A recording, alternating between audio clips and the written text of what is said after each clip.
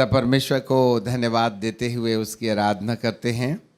तो हम ये बात कर रहे थे कि जब कभी हम परमेश्वर की भक्ति करते हैं, आराधना करते हैं, प्रशंसा और बड़ाई करते हैं, तो हम परमेश्वर के लिए एक तख्त का निर्माण करते हैं। आराधना वह जगह है जहाँ हम भौतिक संसार को और आत्मिक संसार को आपस में जोड़ते हैं। The worship is the place the worship is the connecting point between the creator and the creation. So परमेश्वर के एक बहुत बड़े भक्त थे, उन्होंने एक बार इस प्रकार से प्रकाश पाया। अचानक पवित्र आत्मा ने कहा, आज तुम मेरी आराधना करते रहो, धन्यवाद करते रहो। और वे धन्यवाद कर रहे थे। अचानक प्रभु ने अपने दास की आंखों को खोल दिया और उन्होंने क्या देखा कि जो लोग सच्चे दिल से, दिल की गहराई से आराधना कर रहे थे, उनके होठों से धुएं के समान कुछ ऐसा गोल गोल लच्छेदार चीज़ निकल के जा रही है और ऊपर जाकर के भवन के ऊपर या निचले हिस्से में, रूफ में एक ऐसा गोल गोल घेर बनने लगा और एक थिक या मोटी परत के समान बन गया। तो प्रभु के आत्मा ने कहा, देखा? उन्होंने कहा, यस। एक ऐसा सर्कल, एक ऐसी प्लेट स्टेज के समान कुछ बन रही है। बहुत देर तक आराधना करते करते वो और मोटी और धुआं और गहरा होते चला गया और जब एक गाढ़ा धुआं बन गया, तब अचानक ऊपर से एक नीलम का सिंहासन आकर के उस आराधना के धुएं के बीच में टिक गया। और जैसे ही आराधना के धुएं में नीलम का सिंहासन टिका, तो उसके ऊपर में कोई तेजोमय रोशनी वाला बैठा हुआ था जी, और उसके चेहरे से सूरज के समान रोशनी निकल रही थी। जैसे ही प्रभु के दास ने नीलम के सिंहासन पर बैठे एक महापुरुष को देखा, जितने लोग थे आराधना करते करते वे चीखने और चिल्लाने लगे और बड़ी हड़बड़ी मच गई। कोई अन्य भाषा बोल रहा है, कोई गिर रहा है, कोई कूद रहा है, कोई नाच रहा है। ऐसी उपस्थिति, हर एक व्यक्ति न जाने कब क्यों कैसे, परंतु बड़ी बड़ी जोर से लोग चीखने और चिल्लाने लगे। और ऐसा करके लोग चिल्ला रहे हैं जो पवित्र आत्मा से भर रहे हैं। कोई गिर रहा है, कोई लौट रहा है, दुष्ट आत्माएं चीख रही हैं। और ऐसा कई समय तक होते रहा। और एक समय ऐसा आया कि धीरे धीरे लोगों की आराधनाएं कम होने लगी, थक गए। घंटे, 1.5 घंटे, 2 घंटे कोई संदेश नहीं, यही सब कुछ चल रहा है। जैसे जैसे आराधना कम होती है, वैसे वैसे ये जो बादल था जिसमें नीलम का सिंहासन था, वह धीरे धीरे दुबला और पतला होने लगता है। और एक समय ऐसा आता है कि वह सिंहासन ऊपर वापस लौट जाता है। तब पवित्र आत्मा ने प्रभु के दास को कहा, मालूम है, यदि तू इसी तरीके से मेरी आराधना करे, मेरे लोग दिल की गहराई से मेरी भक्ति और आराधना करें, तो मैं अपनी उपस्थिति इसी प्रकार से दिया करूँगा। आपको मालूम है, जब मीटिंग ख़त्म हो गई, तब मीटिंग के बाद में कोई कहता है मुझे दिखता है, पहले नहीं दिखता था। कोई कहता है मैं चलता हूँ, पहले नहीं चलता था। कोई कहता है मैं झुक के मेरे को पैरालिसिस हो गया था, अब मैं चंगा हो गया हूँ। इस तरीके से हर एक व्यक्ति के पास में प्रभु की अद्भुत गवाही देने के लिए था। पवित्र आत्मा ने सिखा दिया कि यदि मेरे लोग मेरे आगमन के लिए तख्त का निर्माण करेंगे, तो मैं आकर के तुम्हारे साथ ऐसा ही किया करूँगा जैसा आज तुमने देखा है। परमेश्वर की उपस्थिति वह जगह है जहाँ हर एक बंधन टूट जाते हैं। कई बार हम गाते हैं, प्रभु आ, तेरे आने से मेरे बंधन टूट गए।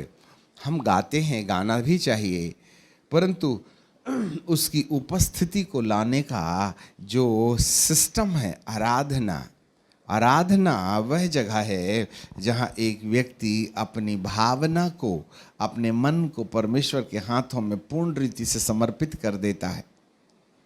जी, ज़मीन में जैसे पानी फेंक दिया जाए तो उठाया नहीं जाता है, कुछ इसी तरीके से आराधना भी अपने प्राण को, हम एक गीत गाते, कई बार हम कहते हैं आत्मिक जागृति सभा, आत्मिक जागृति सभा। आपको मालूम है आत्मा की जागृति नहीं कर सकते, आत्मा तो जागती है, कभी मरती नहीं है, उसको जगाना नहीं पड़ता। एक बार जिसके दिल में यीशु प्रभु आ गए, उसकी आत्मा जाग गई, अब वो नहीं सोती।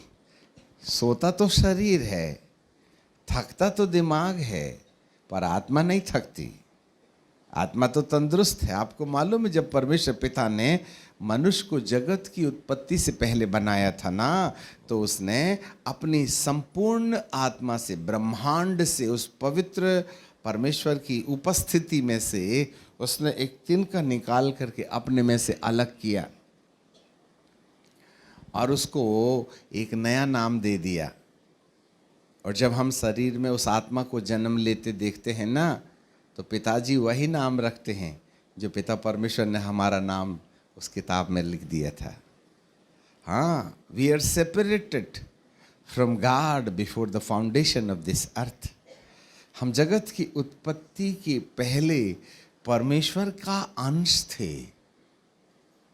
लिसन मी केयरफुली, जगत बनाने से पहले हम परमेश्वर के अंदर थे, और जब जगत बनाने की चर्चा शुरू हुई तो परमेश्वर ने जिसको जिसको मनुष्य बनाना था ना, उसको अपनी आत्मा में से एक तिनका निकाला।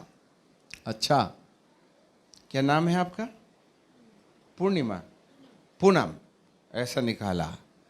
हाँ, तो सन 65 में फलाने मामा और फलाने पापा से पैदा हो के एक शरीर रखना और उसका नाम होगा पूनम। ठीक है, अभी रहो, अभी तुम्हारी तारीख आएगी तब पैदा होना। तुम्हारा क्या नाम है? हैं? सोनिया, ऐसा निकाला। और बोला हाँ सोनिया, ठीक है। अच्छा, तुम जो है 2092 में पैदा हो गए, ठीक है, ठीक है। ऐसा करके जो पहला आदमी बना और जो आखिरी मनुष्य होगा, उन सब को परमेश्वर ने अपनी आत्मा में से एक एक तिनका निकाल के, जैसे कबूतर के रहने के अलग अलग बक्से रहते ना घर, गोदुआ, ऐसे हम सब के लिए परमेश्वर ने एक जगह रख दिया और वहाँ ले जाके अपनी आत्मा से अलग करके हमारा नाम भी दे दिया। और कौन तारीख को तुम तन पहनोगे और कौन तारीख को तुम तन छोड़ोगे, पैदा होने और मरने की डेट भी उसमें लिख दी। धरती पर एक भी वैज्ञानिक नहीं है जो पैदा हुए व्यक्ति को मरने वाली डेट भी बता दे। हाँ, चाकू से मार के भले तारीख ले आओ तुम परंतु परमेश्वर की तारीख अलग होती है। किसी की हत्या करके तारीख तुम डिसाइड कर सकते हो, परंतु जब जिसको जाना है ना, तुम कितनी दूधो नहाओ, घुआ की घीयों कुल्ला करो, जब तारीख आएगी जाएगी। और यदि तुम कितना भी दवाई गोली खाते रहो, तारीख आ गई तो आप चाह करके भी जिंदा नहीं रह सकते। इस तरीके से परमेश्वर ने हर एक मनुष्य को अपनी आत्मा से अलग करके उसको एक नाम दे दिया और पैदा होने की तिथि दे दी। उस समय से परमेश्वर के हृदय में एक बड़ी भारी कल्पना थी। क्या कल्पना थी? उसकी कल्पना थी कि मैंने इस आत्मा को जो अमर है, जो पैदा होने के पहले भी थी और मरने के बाद भी रहेगी। जरा ध्यान दे लेना, हम पैदा होने के पहले भी थे और मरने के बाद भी रहेंगे। और जब कोई मर जाता है ना, तो उसको कहते हैं चले गए। कहाँ चले गए? मुंबई गए क्या? नहीं, ऊपर गए। तो क्या तीसरी मंजिले में गए? नहीं, वो सदा के घर में गए। चले गए। चलता वो है जो जिंदा रहता है। Passed away. हाँ, चले गए। चलता जिंदा है। आत्मा कभी नहीं मरती। आत्मा को आत्म जागृति नहीं देते हैं, परंतु आत्मा को कहाँ जाना है, ऊपर जाना है कि नीचे जाना है, अधलोक में जाना है कि सुखलोक में जाना है, स्वर्ग में जाना है कि नरक में जाना है, इस बात का निश्चय करने के लिए दिमाग जो होता है वह सबसे बड़ी चीज़ है। इसलिए आत्म जागृति नहीं करते, मन जागृति करते हैं। मन को जगाया जाता है। जगाने की कोई चीज़ है तो वो है मन, आत्मा नहीं। जिस दिन एक व्यक्ति यीशु को अपना मुक्तिदाता ग्रहण कर लेता है, उस दिन हाँ, पुत्र की आत्मा जो है अब्बा हे पिता कह के पुकारती है, हमारी आत्मा में आ जाती है और हमारी आत्मा में प्रभु की आत्मा ओवरलैपिंग कर लेती है। इसलिए अब उसको जगाने की ज़रूरत नहीं। जब कभी हम बहुत दिन हो जाते हैं तो हमारे दांत ऊपर से खराब होने लगते हैं, या कोई हड्डी फंस जाती है या गिर जाते हैं तो तिनका टूट जाता है, तो जड़ तो ठीक है परंतु नीचे का ना टूट जाता है। तो फिर क्या करते हैं डॉक्टर साहब, मालूम है क्या, ले जाते हैं घर में और हॉस्पिटल में ले जाते हैं डॉक्टर साहब। फिर क्या करते, उसको घस के पूरा ऊपर का ना बिल्कुल आड़ा तिरछा वाला प्लेन कर देते हैं। उसके बाद में क्या करते हैं, क्योंकि जड़ मजबूत है, सामने का टूट गया, फिर क्या करते हैं, उसका सांचा बनाते हैं, एक गीले प्लास्टिक से ऐसा करके लगा के फिर उसकी संती ऐसा प्लास्टिक का क्या बोलते हैं, सीमेंट का बना देते हैं। फिर उसको क्या करते हैं, जब वो सीमेंट का दांत बन जाता है ना तो इसको करके पहना देते हैं और स्क्रू कस देते हैं। अंदर तो ओरिजिनल है परंतु बाहर, अंदर तो टूटा है परंतु बाहर बिल्कुल ठीक है। अब आपको अंदर वाला दांत नहीं दिखता, कौन सा दांत दिखता है, बाहर वाला। हाँ, हमारी आत्मा में जिस दिन यीशु आते हैं उस दिन अपन पुराने दांत को नया दांत पहना देते हैं।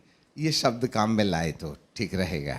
जैसा कोई जूता पहन लेता है तो पैर में घाव है दिखता नहीं, वैसे हमारे पुराने दांत में नया दांत पहना दिया जाता है। तो पुराना टूटा फूटा जो है ना खराब वाला, वो छुप जाता है और नया ताज़ा वाला सामने दिखने लगता है। ऐसे ही जिस दिन हम कहते हैं हे प्रभु मेरे पापों को क्षमा कर दे, या प्रभु की सच्चाई जिस दिन हमको मालूम हो जाती है, उस दिन जब हम प्रभु को पुकार के कहते हैं हे प्रभु मेरे दिल में आजा, आपको मालूम हो हमारी आत्मा को कैप लगाए बराबर पुत्र की आत्मा को हम पहन लेते हैं। वाह! और जब कभी परमेश्वर देखता है ना तो हमारे कटे फटे तिरछे सड़े दांत नहीं दिखाई देते, उसके ऊपर में वो वाला दांत जो बिल्कुल ताज़ा बनाया हुआ है। हम जंगली दाख थे, नहीं जलपाई की पेड़ थे, हम अच्छी जलपाई के पेड़ के साथ साँटे गए हैं। पुत्र की आत्मा हमारी आत्मा को ओवरलैपिंग कर लेती है। तो जब कभी भी परमेश्वर हमको देखते हैं ना तो हमारा ओरिजिनल नहीं दिखता, पहना वाला दिखता है। ऐसे ही जब कभी किसी पुरुष को प्रभु, किसी स्त्री को प्रभु देखते हैं तो उनको ऐसा लगता है ये तो मेरा बेटा है, यीशु है, यीशु। हाँ, जब कभी आप प्रभु की दृष्टि में देखे जाते हैं तो वो आपका नाम नहीं, आपको नहीं पहचानता, आपके गंदे काम नहीं देखता वो, वरन आपने जैसे पैर में मोजा जूता पहन लिया तो पैर में मैल है, काला है, काटा है, नाखून खराब है, वो दिखता नहीं, जूता जैसा है वैसे ही ना दिखेगा। इसी तरीके से हमको पिता परमेश्वर है ना ऐसे देखते हैं, ये तो मेरा पुत्र है, ये तो मेरा यीशु है, ये तो मेरा यीशु है। वाह! अब इस आत्मा को जागृत नहीं किया जा सकता क्योंकि अभी हमेशा के लिए जागृत हो गई। आपका दांत टूट जाएगा, ये डुप्लीकेट वाला ना उखड़ जाएगा। अब उसके साथ जास्ते ही कुश्ती लड़ोगे तो बेचारा ओरिजिनल तो थे, जब तुम्हारा ओरिजिनल नहीं झेला तो डुप्लीकेट झेलेगा क्या? इसलिए ना ये वाले दांत में अब ज़्यादा हड्डी और मांस चीथना वीथना नहीं तो हड्डी तो अंदर जाएगी, दांत बाहर आ जाएगा। परंतु ये डुप्लीकेट दांत टूट के नीचे गिर जावे। पर जिस दिन यीशु आपकी आत्मा को ओवरलैपिंग करते हैं, उस दिन के बाद से मरने के बाद भी आपकी आत्मा के ऊपर पहना पवित्र आत्मा का, प्रभु यीशु का जो चोला है वो कभी नहीं मिटता है। डुप्लीकेट दांत टूट जाएंगे, परंतु आपके आत्मा में जो पवित्र यीशु का निवास, गलातियों 4:6 में लिखा है, पुत्र की आत्मा जो हे पिता कह के पुकारती है, हमारे हृदय में भेजा। The spirit of Christ is abiding in us. इसलिए अब आप अन्य लोगों से बिल्कुल बदले हुए लोग हो। You are so different. अब आप वैसे नहीं रहे।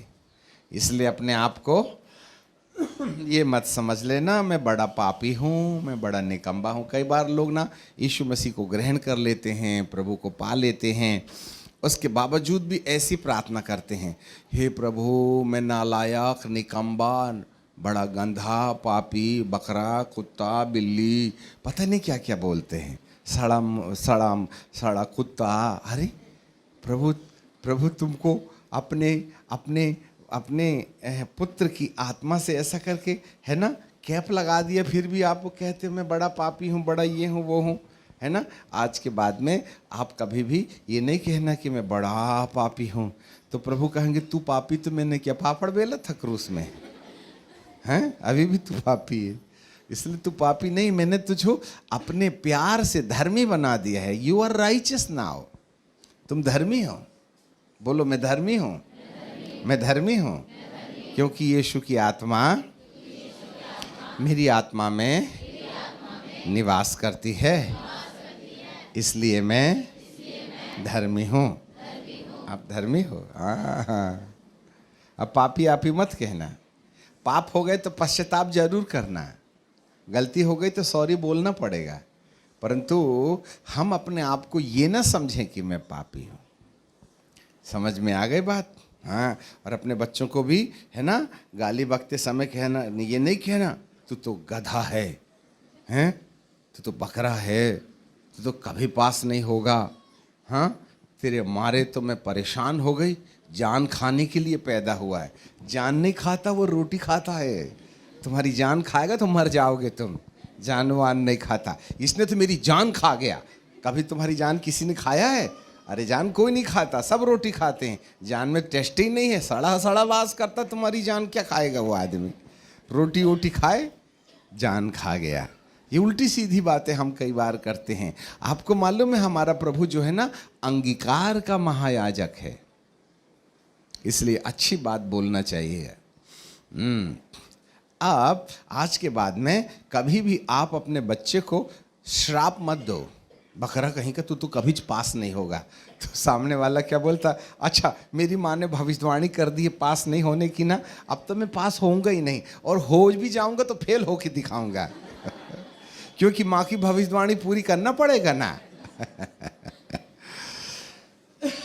तो कभी भी अपने बच्चों को नकारात्मक मत बोलो।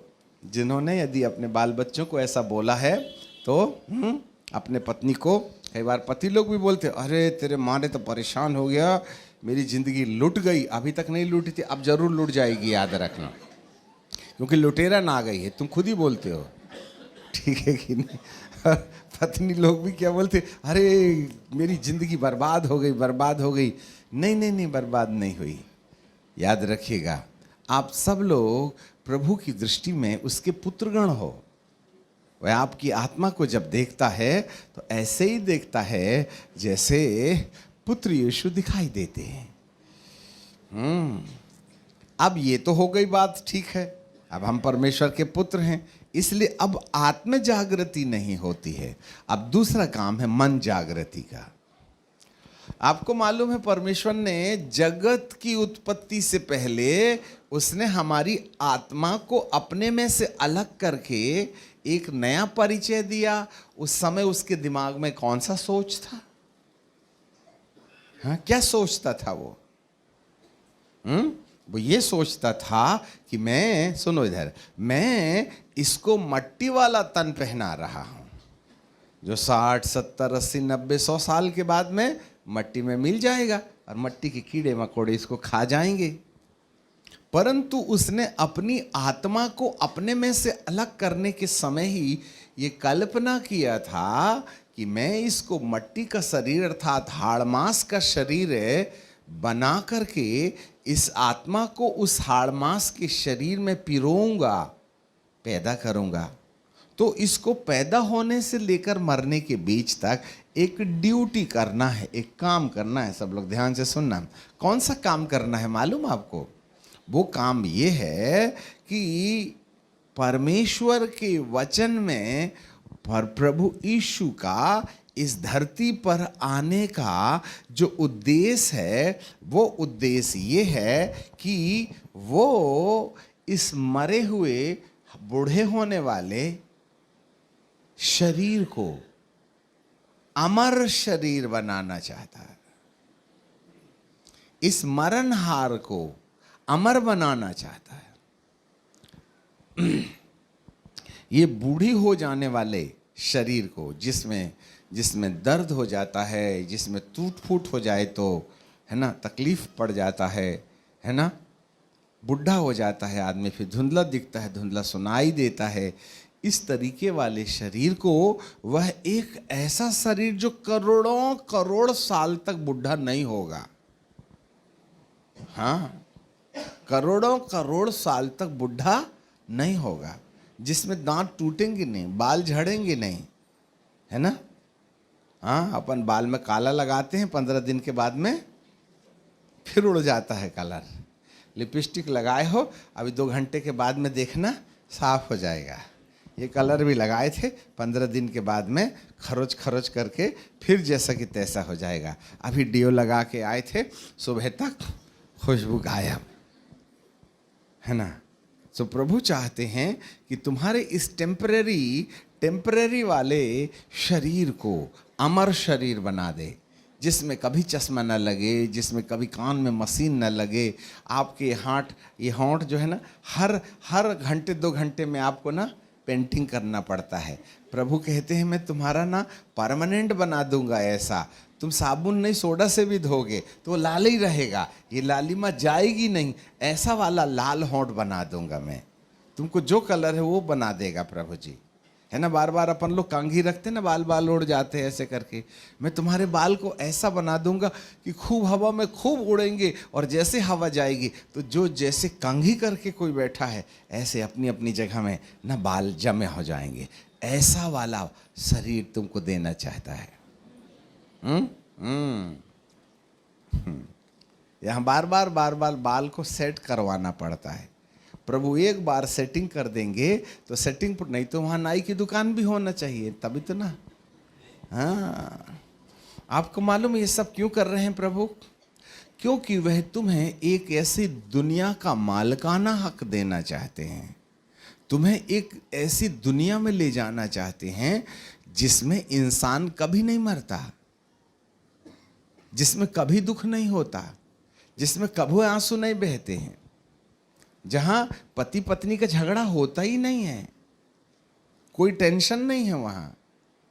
हाँ, जैसे आदम बाबा को अदन के बगीचे में रखा था ना, तो न तो उसको आम में पानी डालना पड़ता था, ना अंगूर में खाद लगाना पड़ता था, सब कुछ नेचुरल था, ठीक है। वहां कोई भी हिंसक जीव जंतु नहीं है। शेर घास खाता है और गाय के बछड़े के साथ एक ही घाट में पानी पीता है। हाँ, गाय का बछड़ा और शेर दोनों एक ही साथ चारा चरते हैं। बाइबल में लिखा शेर भूसा खाएगा। आपने धरती पर एक भी शेर नहीं देखा होगा जो भूसा खाता होगा, घास खाता होगा। परंतु हमारे प्रभु स्वर्ग में ऐसे ऐसे शेर रखे हैं जो घास खाते हैं, सब वेजिटेरियन हैं। इसलिए अभी से प्रैक्टिस करो वेजिटेरियन होने की, नहीं वहाँ ना चिकन ढूंढोगे तो नहीं मिलेगा, क्योंकि वहाँ काट पीट का धंधा नहीं होता है। मैं कई दिन से प्रार्थना कर रहा हूँ, प्रभु मेरे को वेजिटेरियन बना दे, पर दुआ अभी तक नहीं सुना प्रभु ने। ठीक है ना। वहाँ तो जीवन के पेड़ का फल मिलेगा साहब, अंगूर ही अंगूर और सेब ही सेब मिलेंगे। वहाँ चिकन विकिन नहीं मिलती। अभी आते आते हम KFC खा के आ गए है ना, खूब चूसना पड़ा वहाँ वहाँ कोई KFC नहीं मिलेगी, ठीक है कि नहीं। एक ऐसा राज्य, इसलिए तो प्रभु जी ने कहा था मैं तुम्हारे लिए जगह तैयार करने जाता हूँ। यूहन्ना 14 की अध्याय में, यूहन्ना की किताब 14 अध्याय उसका पहला पद में लिखा है, तुम्हारा मन व्याकुल ना हो, तुम परमेश्वर पर विश्वास करते हो, मुझ पर भी विश्वास करो। मेरे पिता के घर में बहुत से रहने की जगह है, और यदि नहीं होते तो मैं तुमसे कह देता, मैं तुम्हारे लिए जगह तैयार करने जाता हूँ। जरा याद रखना, यदि तुमने मैंने बाइबिल और यीशु के सत्य को जिस उद्देश्य से वो आया है उसको समझ लिए ना, तो भटकने की चांस खत्म हो जाएंगे। बहुत से लोग, अब भी हमारे पास में जर्मनी से फ़ोन आया, एक दीदी हमसे बातचीत कर रही थी। वो कहती थी पास्टर जी बहुत से लोग आते हैं और चले जाते हैं, आते हैं और चले जाते हैं, और वो रोने लगी फ़ोन में ही। मैं कितनी मेहनत करती हूँ, लोग आते हैं और चले जाते हैं। आपको मालूम है आज बहुत से बीमार हैं जो आते हैं और जब चंगाई होती है तो चले जाते हैं। आज कितने लोग थे यहाँ चले गए, क्यों चले गए? क्यों लोग चले जाते हैं? क्यों लोग टूट जाते हैं? क्यों लोग आना पसंद नहीं करते हैं? क्यों लोगों को ऐसा लगता है क्या करेंगे जाके? उसका एक सबसे बड़ा कारण ये है कि प्रभु यीशु के आने और उस किताब के अंदर जो बात लिखी है हम उसकी जड़ तक नहीं पहुंचे। पत्ते ही पत्ते में है, अभी फूल में है, फल में है, उसकी जड़ तक नहीं पहुंचे। और जहाँ जहाँ मसीह यीशु के संग चलने वालों में अतृप्ति पाई जाती है, जहाँ जहाँ हम परमेश्वर के भक्त लोग एक दूसरे से दूर हो जाते हैं, उसका कारण ये है कि हम परमेश्वर के वचन के अनुसार प्रभु यीशु मसीह का जो मुख्य उद्देश्य है वो नहीं समझ पाए।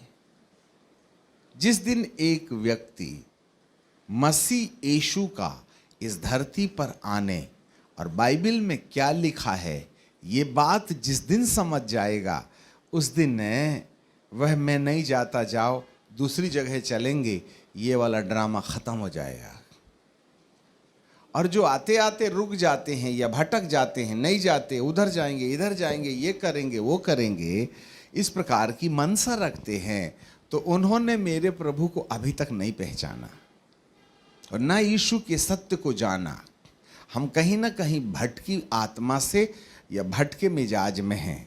इस बात को अच्छे से समझ लेना चाहिए, क्योंकि यदि हम प्रभु यीशु मसीह के इस धरती पर आने और बाइबल हमको क्या उद्देश्य के लिए लिखी गई है, इस उद्देश्य को यदि हम एक बार समझ जाएं तो आपको मालूम होवे कि हम अपने जीवन में कभी भी अपना रास्ता उल्टे रास्ते पर नहीं ले जाएंगे, वरन हम एक ऐसे रास्ते पर चल पड़ेंगे जहाँ से लौट आना हमारे लिए चाहेंगे भी तो नहीं हो पाएगा। जरा अच्छे से समझ लेना। आज कई बार हमको चंगाई चाहिए, चंगाई मिल जाती है तो हम घर चले जाते हैं। शादी नहीं होती है, जब हो जाती है तब चले जाते हैं। पति मारता है, जब सुधर जाता है तो दुआ बंद कर देते हैं है ना। हम प्रभु को हॉस्पिटल और डॉक्टर के समान काम में लाते हैं, है ना। आज पगार मिली है, चलो ना हॉस्पिटल में 2 दिन वहीं सो के आएंगे, नहीं जाइएगा हाँ, जब बीमार होते हैं तब बिस्तर ना मिले तो नीचे से रिश्वत दे के बिस्तर ले लेते हैं, है ना। सिलेंडर खरीदे होगे तुमने कोरोना में खूब। हाँ, बिस्तर की कितनी कबड्डी चल रही थी भर्ती होने की, और नहीं भर्ती होने वाले बच गए और जो भर्ती हुए वो निपट गए जिसने घर में इलाज कराया वो जिंदा है और जो हॉस्पिटल गया 2 ही 4 बच के आए थे, बाकी सब वहीं की वहीं रवानगी ले लिए। है ना, प्रभु भी कहते हैं कब तक आस्था रखोगे इसमें, वहाँ कोई इलाज नहीं है। आपको मालूम हो भी। और 2019 में 2020 में भी जब कोरोना की महामारी आने लगी, तब हमको लोग फ़ोन में बहुत परेशान करने लगे, अंकल जी मैं एडमिट हो गया हूँ, मेरे लिए प्रार्थना कर दो, मेरे लिए ये कर दो वो कर दो। आपको मालूम है हमने कोरोना के लिए प्रार्थना किया, और जिसके लिए प्रार्थना किया सब मर गए, एक नहीं बचा। तो हमने कहा हे प्रभु, हमारी प्रार्थना को तो रिवर्स गियर लग गया है। फिर एक बार और फोन आ गया, उन्होंने भी कहा अंकल जी दुआ कर दो। हमने कहा देख तेरी तारीख आ गई है। तुझे जाना तय है, क्योंकि अभी तक जिसके लिए दुआ किया ना वो घर नहीं लौटा, वहीं से कब्रिस्तान चला गया। तू तो ये समझ कि अब तेरी तारीख आ गई है, इसलिए जितना भी बुरा किया है ना तू पश्चाताप कर ले, कम से कम मरने से पहले ऊपर का रिजर्वेशन कंफर्म हो जाए, नहीं तो वेटिंग लिस्ट है तेरा। कितने बार तूने ना मोबाइल में उल्टा सीधा पिक्चर देखा था, लव लड़का लड़की लव वाला गंदा वाला पापा, वो सब देख पश्चाताप कर ले। अपनी पत्नी को छोड़ के पड़ोसन को आँख मारा था ना, सब गिन कितने बार ऐसा किया था तूने। और शादी के पहले तुम लव यू कर रहे थे, पति पत्नी जैसे करते थे ना वैसे पहले ही तुमने प्रैक्टिस कर लिए, मांग ले माफ़ी अच्छे से। तो जिसने जिसने हमारी सलाह माना, अपनी अपनी गलतियों को माना, आपको मालूम है वो कब्रिस्तान नहीं गया, घर लौट गया। तो हमने कहा हे प्रभु, दुआ करने से सामने वाला कब्रिस्तान पहुंच जाता है और पश्चाताप करने से वो घर लौट आता है। हमने कहा आइडिया, आज के बाद हम दुआ नहीं करेंगे, पश्चाताप का संदेश सुनाएंगे। आपको मालूम हो जितने लोगों ने कोरोना की बीमारी में अपनी गलतियों को मान करके प्रभु का दामन थाम लिया, वो घर लौट गए। तब हमको समझ में आ गया, हे प्रभु आजकल 2020 से बाइबिल की किताब क्या उल्टी हो गई है क्या, गियर ही रिवर्स मार दिया है। हाँ याद रखना, हमसे दुआ करा के चंगाई पाइए तो बीमारी फिर आएगी। हमसे दुआ करा के चंगाई पाइए तो बीमारी फिर आएगी। अगले हफ्ते नई बीमारी लेके आना, फिर भगाएंगे भूत को। अब हम यहाँ है, हम कहते हैं यीशु के नाम में भाग, तो आपके साथ जो आया है ना भूत, निकला बेचारा और डर के मारे गाड़ी वाले को देख के भागा गली, और रोड में जाके खड़ा हो गया, बोलने लगा बाप रे ये गाड़ी वाला कितने जोर से डांटा, मेरा तो ना बीपी 299 में गया। भागा बेचारा, वहाँ जाके चुपचाप खड़ा हो गया। अब वो क्या सोचता है, अच्छा चलो ये घर तो हमारा गया, इंक्रोचमेंट तो किए थे, बेचारा अब कैंडिडेट ढूंढ रहा है रोड में, किसके अंदर जाऊं किसके अंदर नहीं जाऊं, किसके अंदर जाऊं किसके अंदर नहीं जाऊं। परंतु रोड में जितने चल रहे थे सब एंगेज्ड थे, इसके लिए घुसने को जगह ही नहीं थी। कोई ना कोई दिल में कोई ना कोई भूत बैठा ही बैठा है, तो वो अंदर आने को देखता है, ए फालतू की बात नहीं करना, रिजर्वेशन है घुसने का नहीं तो दूसरा कैंडिडेट देख। ऐसा करके 1 घंटे 2 घंटे वो भूत ने ना खूब कैंडिडेट ढूंढा, नहीं मिला तो क्या बोलता है, चलो अपने ही वाला घर में चलते हैं। अब यहाँ आराधना चल रही थी तो उसका दिल फिर घबराया, तो फिर वो बाहर जाके चला गया। अब वो सोचा कैसा करूं कैसा नहीं करूं, फिर उसने आइडिया लगाया, कोई बात नहीं ये मीटिंग कितने बजे तक चलेगी, 10 बजे तक न चलेगी, आखिर ये आदमी मेरा कैंडिडेट आएगा तो जाएगा ही कहाँ से, यही रास्ते से ना आएगा, कोई बात नहीं तू अंदर दुआ कर ले, मैं भी जरा ट्रैफिक देख लेता हूँ। उसके बाद में बेचारा खूब मज़ा लिया उसने। इसके बाद में यहाँ से मीटिंग छूटी, और जैसे ही अपन ऊपर चढ़े रोड में, क्या बोलता है, देख मेरे को निकलवा ली और अंदर बैठी थी, ठीक है कि नहीं, चल हाथ पकड़ा और अंदर घुस के कहता चल घर चलेंगे, कल से नहीं आना मीटिंग में। सो भाई साहब, जब आप दूसरे से भूत निकलवाओगे ना तो जाने और फिर आने का भी चांस है, गया तो आने का चांस है। इसलिए आजकल प्रभु ने हमको एक बात बताया है, उसको निकालो तो आने का दरवाजा बंद कर दो, जिससे कि घुसने का मामला खत्म हो जाए। नंबर वन, या फिर उसके आने का दरवाजा ही बंद कर दो तो भगाने का सवाल खत्म हो जाएगा।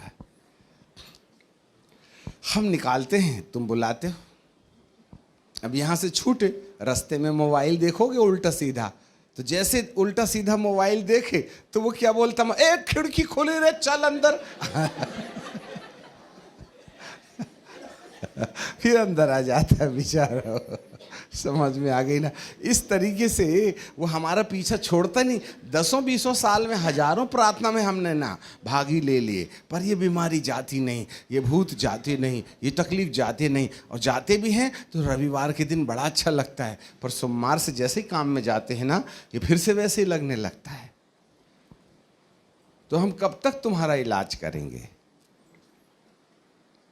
इसके लिए हमको एक काम करना है, और वो काम ये है, जिस रास्ते से वो आता है ना, पहले हम वही देख रहे थे, यहाँ कितना अच्छा अलमारी, देखो कितने ढेर सारे मॉडल रखे हैं। पहले यहाँ खिड़की हुआ करती थी, यहाँ खिड़की हुआ करती थी, और उस तरफ में भैंसें बंधती थी और गोबर भी करती, तो बहुत अच्छी खुशबू आती थी। 200-200 साल पुरानी बात है, ठीक है। नहीं, अब पता नहीं उस तरफ क्या है तो नहीं मालूम आजकल। अच्छा हुआ दरवाजा बंद हो गया यहाँ, अब खुशबू आने का सवाल नहीं है। हाँ, ऐसे ही हमको जहाँ जहाँ से ये बीमारी आती है, तकलीफ आती है, समस्या आती है, उनके आने का रास्ता बंद करना है। भगाने का इलाज तो हम कर देंगे, पर खुला रहेगा फाटक तो फिर आएंगे, है ना? हाँ, अगरबत्ती जला के आपने मच्छर भगा दिया और दरवाजे खिड़की खोल के रखे हो, भाई घंटे 2 घंटे बाहर रहेंगे। जब खुशबू का असर ख़त्म हो जाएगा तो फिर वो अंदर आ जाएंगे। फिर रात भर तुम ना वो करते रहना, ताली बजाते हुए कव्वाली गाते रहना, ऐसा ऐसा करके, रात भर नींद ना आएगी। इसलिए मच्छर भगाया है तो खिड़की भी लगा देना, नहीं जाली लगा लो उसमें। आज जाली लगाने का काम नहीं होता है, इसलिए भूत आते हैं और तुमको जो उठा के ले जाते हैं। जी 10 फेरी हो गए, 2 साल से जा रहे हैं, ये बीमारी जाती नहीं, चलो कोई दूसरा पंडा ढूंढते हैं, ये वाला पंडा से काम नहीं होता है। तो अपन दूसरे पंडे के पास चले जाते हैं, दूसरे पादरी के पास जाएंगे। कहीं को दुनिया में तो ढेर सारे, अब कोई पर्ची निकाल रहा है, कोई कुछ निकाल रहा है, तो हम में से कई लोग पर्ची निकलवाने चले जाते हैं। समझ में आ गई बात? तो इस तरीके से मनुष्य भटक जाता है। याद रखिएगा, इस भटकाव को समाप्त करने का जो तरीका है वो क्या है? क्यों हम कभी न छोड़ें अपनी कलीसिया? क्यों कभी न भटके हम? क्यों कभी बीमारी ना आवे? क्यों हम कभी न थकें? ये एक प्रश्न है, और उस प्रश्न का उत्तर है, यदि कोई व्यक्ति प्रभु यीशु को धरती पर आने और बाइबिल की किताब में जो उद्देश्य, जिस उद्देश्य को लेकर के ये किताब लिखी गई है, वो उद्देश्य जिस दिन तुमको समझ में आ जाए और उस हिसाब से यदि आप चलने लगें, तो जितनी भी समस्याएं आज हमारे जीवन के अंदर में है ना, उन सारी समस्याओं को बिना भगाए हम अपने घर से पलायन कर सकते हैं।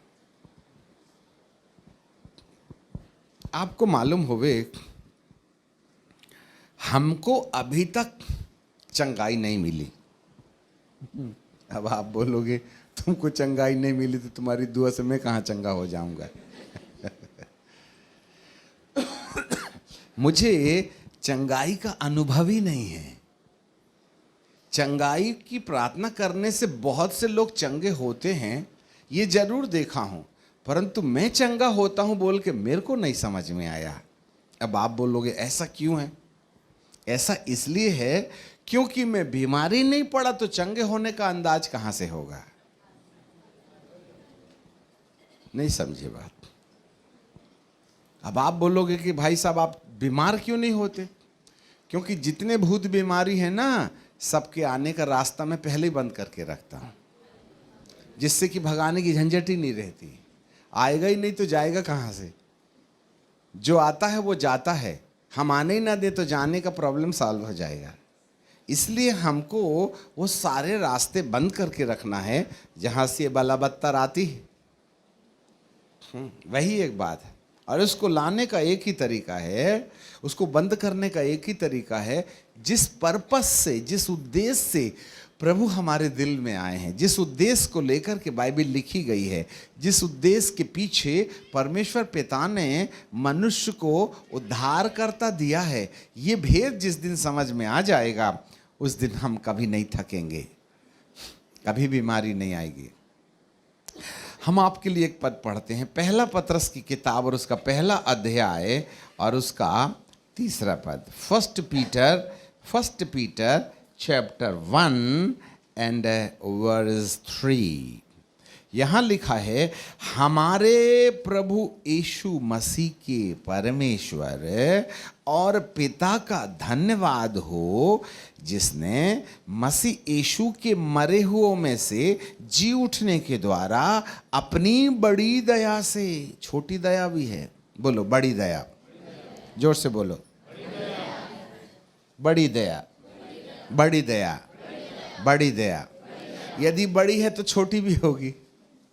हाँ, बड़ी है तो छोटी भी होगी। तो बड़ी कौन सी है और छोटी कौन सी है? बड़ी कौन सी है और छोटी कौन सी है?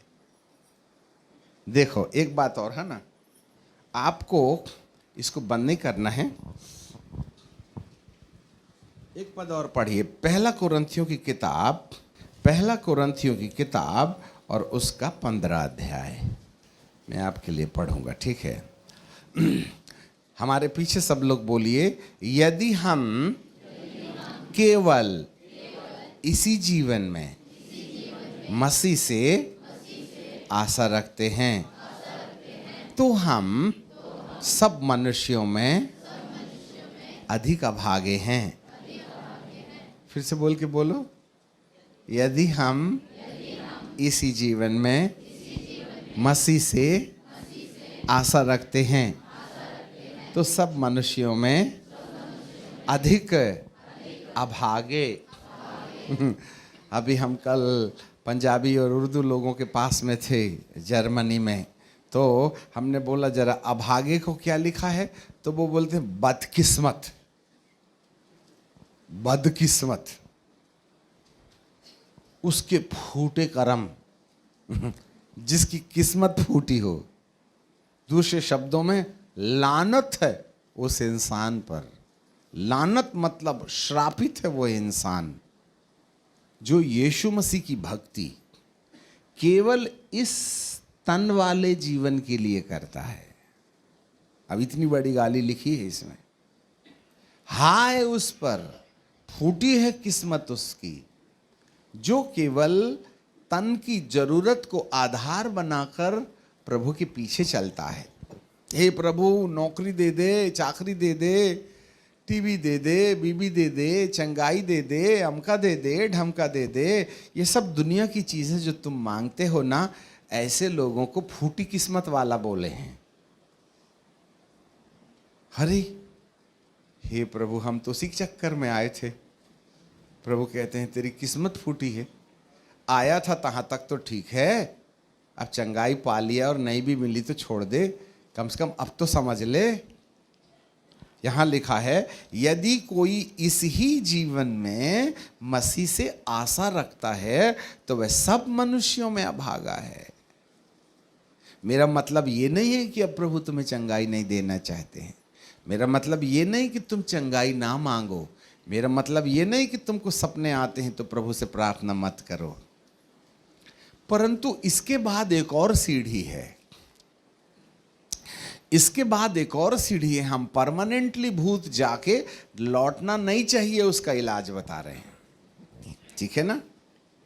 पहली बार आए हो जरूर चंगाई मिलेगी, दूसरे बार भी मिलेगी, साल साल भी मिलेगी, परंतु प्रमोशन तो करना ही ना पड़ेगा। 12 साल से स्कूल जा रहे हो और पहली क्लास में बैठे हो, या तो मास्टर पागल है या तुम हो गए जो तुमको अगली क्लास में नहीं भेजा उसने। 12 साल हो गए KG1 में हो, है ना? और 18 साल के हो गए, मामी मामी मेरा दांत दुख रहा है, बोतल में दूध पीऊंगा। तो लोग क्या बोलेंगे, पगला है क्या रे, तेरा दिमाग सरक गया है कि 18 साल का गिलास में पानी पी। हाँ, कई बार हम बहुत लंबे समय तक प्रभु में बस चंगाई, छुटकारा, आशीर्वाद, उसी का ढोल ड्रम बजाते रहते हैं, आगे नहीं बढ़ते। हमको आगे भी तो जाना है ना।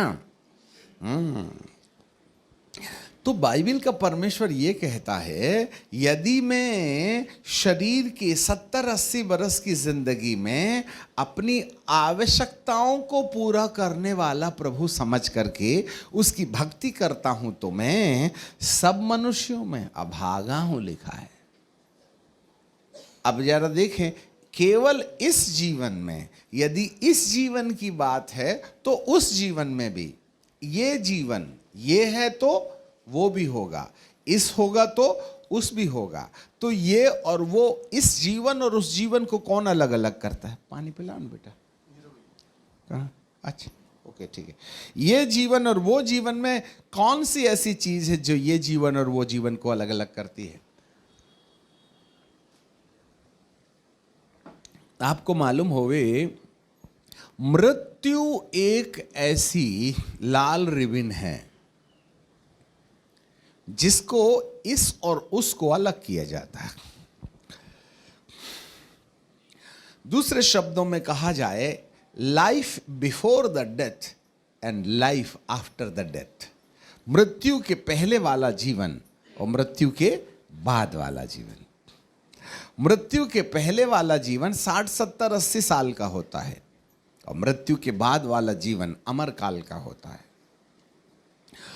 होता यह है कि हम मृत्यु के पहले वाले जीवन को बहुत ध्यान देते हैं। हमको रोटी चाहिए, कपड़ा चाहिए, नौकरी चाहिए, है ना, दोस्त चाहिए, बीवी चाहिए, टीवी चाहिए, घर चाहिए, द्वार चाहिए, दुनियादारी की बातें लेके मानते हैं। और जो लोग इस पृथ्वी की डेरे सरीखे घर की ज्यादा ही चिंता करते हैं, ऐसे लोगों को भटकने की 99% चांस होते हैं। याद रखना, जो चमत्कार देख करके आया है उसके भागने के ज्यादा चांस होते हैं,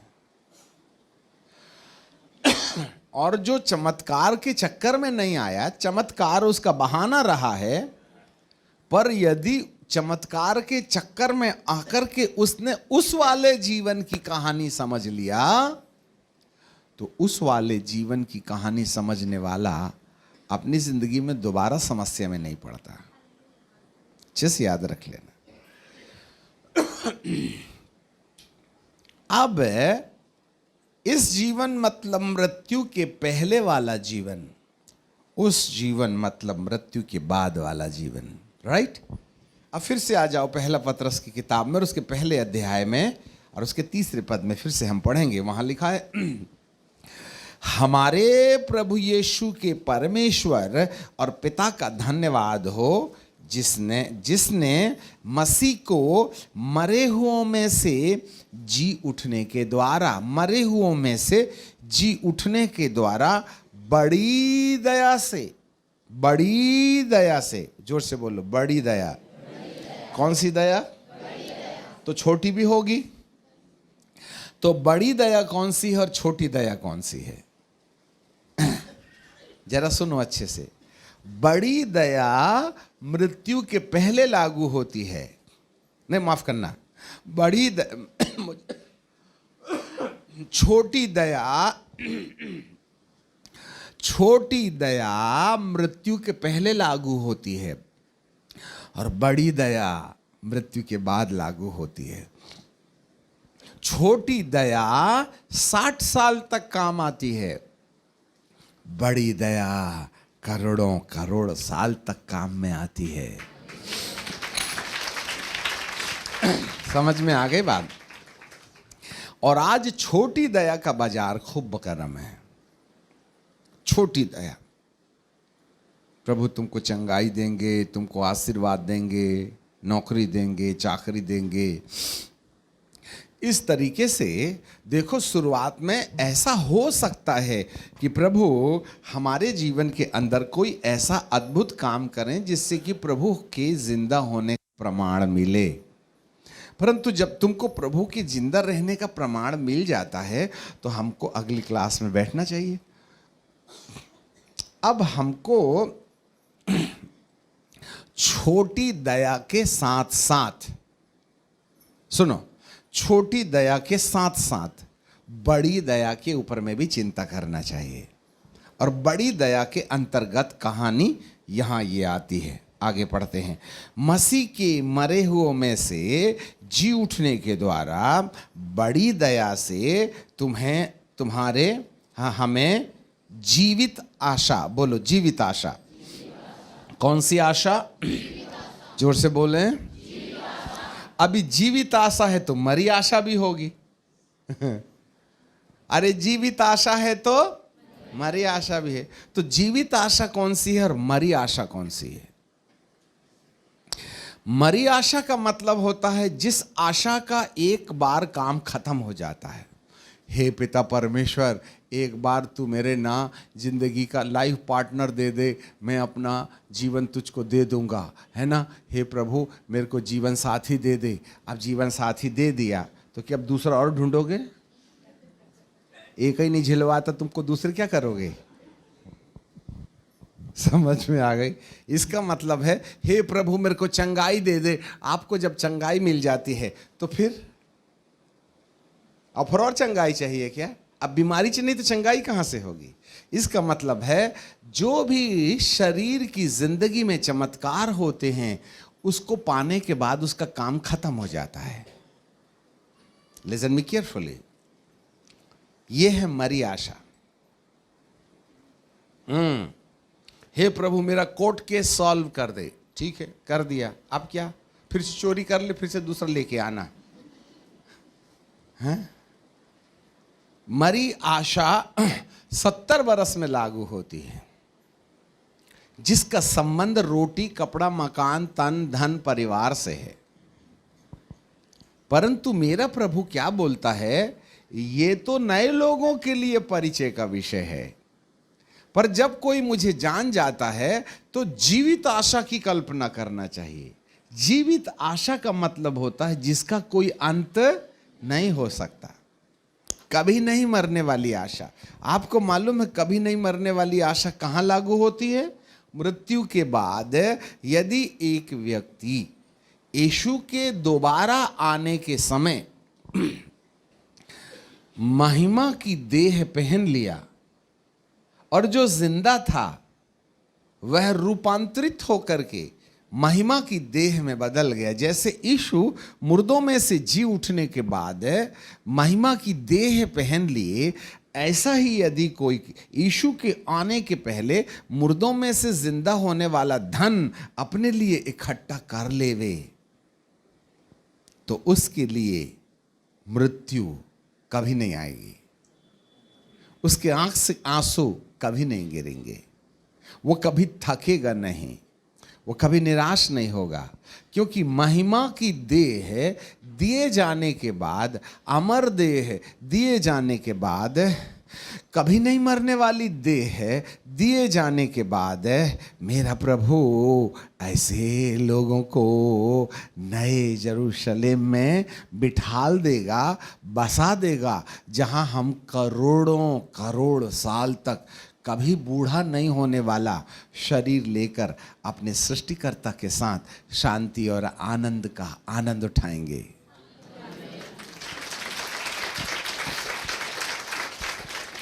समझ रहे हैं बात को? यही है बड़ी आशा, यही है बड़ी आशा। और इस बड़ी आशा के आधार पर यदि कोई प्रभु को खोजने लगे तो मरी हुई आशा का काम खत्म हो जाएगा। जिस आशा को लेकर तुम चंगाई, छुटकारा, आशीर्वाद, है ना, मेरे को गणित नहीं बनती, अंग्रेजी नहीं बनती, मैं तो केमिस्ट्री में पढ़ ही नहीं सकती हूँ, मेरे को तो नौकरी नहीं मिलती, मेरे को कोई पार्टनर नहीं मिलता, कितने ढेर सारे प्रश्नवाचक चिन्ह हैं, ये एक साथ आपकी जिंदगी से खत्म हो जाएंगे। There will be no any question, there will be no any problem in their life, in your life. हाँ, यही कारण मेरे साथ भी है। हाँ, बहुत हमें अपनी जिंदगी में कभी कोई बीमारी नहीं हुई। बस कभी उल्टा सीधा खा लेते हैं तो गला खराश आ जाता है, या फिर 3-4 साल के बाद में पेट गड़बड़ होता है। अब सुबह शाम chicken mutton chicken mutton chicken mutton खाएंगे तो गाड़ी तो लोड लेगी ना, ठीक है कि नहीं। अब खूब धूप में घूमिए तो धूप तो लगेगी ना। ये बीमारी नहीं है, प्राकृतिक नियम का उल्लंघन है। आपको मालूम, अभी 1 हफ्ता पहले हम जा रहे थे जर्मनी, तो हमारे मामा को हमने लेके गए हॉस्पिटल। बेचारी बस 85 साल की हो गई हैं, अभी भी बिना चश्मे के पढ़ती हैं। 85 साल की हैं और रोज़ सुबह शाम हमारी क्लास अटेंड करती हैं और खूब नोट्स बनाती हैं, परंतु जितना लिखा है आज तक नहीं पढ़ी, पर बनाती जरूर है। और आए दिन एक पेन और कापी चाहिए, पता नहीं कहाँ फेंक देती हैं कि जीवन के समान, परंतु नोट्स बनाती हैं। उनके आधे बाल अभी भी काले हैं, उनके दांत नहीं गिरे और वो बिना चश्मे के पढ़ती हैं और अभी भी 85 साल की हैं। बराबर जाएंगी, नहाएंगी। तुमको ठंड लगे, अरे दिसंबर नवंबर में ठंडे पानी से, गर्म पानी से नहा के ठीक 7 बजे स्कूल में चली जाती हैं सुनने के लिए। हाँ, वो कभी बीमार नहीं पड़ती। तो हमने उनको कहा चलो देख लें, डॉक्टर साहब कोई विटामिन दे देगी। थोड़ी सी थक जाती हैं, थोड़ी आधी एक ही रोटी खा रही हैं तो थोड़ी भूख बढ़ने की दवाई हम दिलवा देते। तो डॉक्टर साहब बोले तुमने माँ जी को लाया है, तुम भी बैठो। हमने कहा बैठा लो। उसने मशीन लगाया और चेक किया, पूरा चेक किया, 29 टेस्ट निकाले। पूरा की पूरा मशीन में signal green green green green green green, एक भी येलो नहीं था। तो रेड का सवाल ही नहीं है। ना शुगर है, ना ब्लड प्रेशर है, ना आर्थराइटिस है, ना स्पॉन्डिलाइटिस है, ना हार्ट खराब है, ना लंग्स खराब है। मतलब डॉक्टर क्या बोलते हैं, ए शक्कर मत खाओ। उन्होंने क्या बोला, तुम्हारे शरीर में इंसुलिन आवश्यकता से ज़्यादा पैदा हो रही है, इसलिए मिठाई ज़्यादा खाया करे। हमने कहा ये तो रिवर्स गियर लग गया। हालेलुया, समझ में आ गई बात। ना कमर दुखे, ना पैर दुखे, ना सिर दुखे, कोई चीज़ की तकलीफ नहीं है। 100% सब कुछ है ना तंदुरुस्त है। इम्यूनिंग सिस्टम भी नंबर 1 है। बोले तुमको कोई कोरोना नहीं हो सकता। अभी फ्लाइट में आते आते वो ठंडा ठंडा क्या बोलते हैं लेमन जूस था, वो डटा लिए, तभी गला खरास खरास हो रहा है, नहीं तो इसका भी काम नहीं है ना। सो आपको मालूम ऐसा क्यों होता है? क्यों मेरी कमर नहीं दुखती, क्यों मेरी हड्डी नहीं दुखती, क्यों मेरे को बुखार नहीं आता, क्यों मेरे को ब्लड प्रेशर नहीं है, शुगर नहीं है, अर्थराइटिस नहीं है? स्पेशल मामा ने पैदा किया है क्या? नहीं, हम तो इतने गरीब थे कि काली चाय में रोटी को गोल गोल मोड़ मोड़ के डुबा करके और ऐसा खा खा के पेट भर लेते थे। और जब सब्जी नहीं रहती थी तो हमारी माँ गरम गरम रोटी लाती, 2 चुटकी शक्कर रोटी में रखती और थोड़ा सा पानी डाल के हम ऐसा ऐसा ऐसा ऐसा पूरी रोटी के ऊपर में ना शक्कर और पानी घोल के ऐसा मोड़ मोड़ के दौड़ दौड़ के 4 रोटी खा के सो जाते थे। सब्जी नहीं होती थी तब, है ना। हम कोई तंदुरुस्त माँ बाप की औलाद नहीं रहे हैं। तुम खाओ चिकन मटन, हमको तो शक्कर और रोटी और काली चाय में ज़िंदगी गुजरी हमारी, है ना। तो हमको मिठाई नहीं मिलती थी खाने के लिए। तो हमारे बाजू में एक परिवार था जो गाय पालते थे। वो महुआ होता है ना, महुआ जिसको गाय खाती है। हम कहते थे बाजू वाले से, दादी दादी थोड़ा सा महुआ दे दो।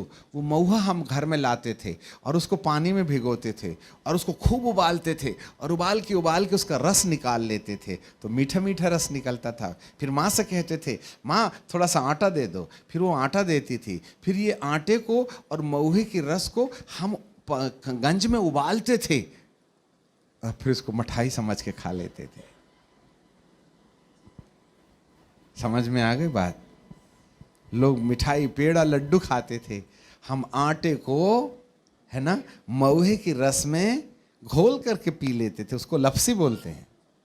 हाँ, तुम दूध की लपसी पियो, हम तो ना आटे की लपसी पीते थे। आपको मालूम है उसका रहस्य ये है। सन 90 में हमने 3 सितारे वाली नौकरी छोड़ी थी, सरकारी बंगला छोड़े थे, तो गाय के कमरे में रहते थे। 7 फीट बाई 15 फीट का कमरा था। उसमें दरवाजे नहीं थे, आगे भी नहीं पीछे भी नहीं। प्लास्टिक का क्या बोलते खड्डे का हमने बनाए थे, बांस का बम्बू लेके खड्डा ठोक दिए थे उसमें, कुत्ता मुंह मार के अंदर चला आता था। बाथरूम नहीं था तो हम लोटा लेके मैदान जाते थे, वहीं हैंडपंप में नहा के आ जाते थे। आज 100 से ज़्यादा है टॉयलेट और बाथरूम है, 100+ बाथरूम है, 100+ सिर्फ नहाने की खोली है, 100 से ज़्यादा नहाने की खोली है। जब 90 में छोड़े थे ना, तब हमारे पास नहाने की खोली नहीं थी, है ना। आज यदि मैं अपनी घर के कबाड़ इकट्ठा करूँ तो 1 ट्रक कबाड़ निकलेगा जिसमें एक नई कार आ जाए, इतना लोहा पड़ा हुआ है। लोग कहते हैं अंकल जी लोहा बेच दो ना। हम कहे जिस दिन ये कबाड़ बेचूंगा उस दिन मेरा नाम कबाड़ियों की लिस्ट में आ जाएगा। ब्रांडेड बाप की औलाद कबाड़ नहीं बेचती। हालेलुया। You know why? क्योंकि मैंने एक चीज सीख लिया है, ये जिंदगी 60-70 की तो स्टेशन की बेंच है जो हमको थोड़े घंटे के लिए बैठने को मिली है। मुझे तो एक स्थायी घर प्रभु देगा, और वो स्थायी घर जो है ना, वो ईसा मसीह आया, मेरे मुर्दे को जिंदा किया यदि मर गया हूं तो, और यदि जिंदा हूं तो, यदि उसने मेरी देह को महिमा की देह में बदल दिया, तो मुझे ये आइडिया है कि मैं एक ऐसे घर में चला जाऊंगा जो हाथ का बनाया नहीं है। अरे दीदी नाक में तुम तोला पहनती हो, सड़क है सोने की, तुम तो तांबा मिला पहनती हो। तुम तांबा मिला सोना पहनती हो, वहां कांच के समान सोना है। अब धरती ने कांच के समान सोना ही नहीं देखी तो मैं क्या बताऊं आपको। इसलिए मर के देखो ऊपर, यदि जाने को मौका मिले ना तो आपको कांच की सड़क, कांच के समान सोना, हाँ, हीरा मोती पुखराज लेसुनी पीतमणि नीलमणि पुखराज, ये सब आपके घर की बिल्डिंग में नीचे नींव के पत्थर में होंगी। ऐसा वाला बंगला प्रभु बनाया है हमारे लिए, हैं? तुम 60-70 साल के लिए इतना मजबूत बनाते हो। हमारा साल का, हमारा प्रभु करोड़ों का एंडलेस टाइम, मैं अल्फा और ओमेगा हूं, जिस समय का अंत नहीं उतने समय तक चलने वाला बंगला कितना मजबूत होगा। अभी 50-60-100 साल के बाद में, ये भी तो बाबा आदम के जमाने का है, भैया बता रहे थे पापा के जमाने का है, बोले पापा के पहले के जमाने का। इतने ढेर सारे लोग बैठे हैं, जरा भी क्रैक नहीं होता। अंग्रेजों के जमाने का। अब कितनी मजबूत बना दी, एक पीढ़ी चली गई तुम्हारी पूरी। हाँ, इनके पोते पाती भी नहीं तोड़ सकते। ऐसा लोहा आजकल कंपनी में मिलेगा ही नहीं, है ना, सब मिट्टी मिला मिलता है।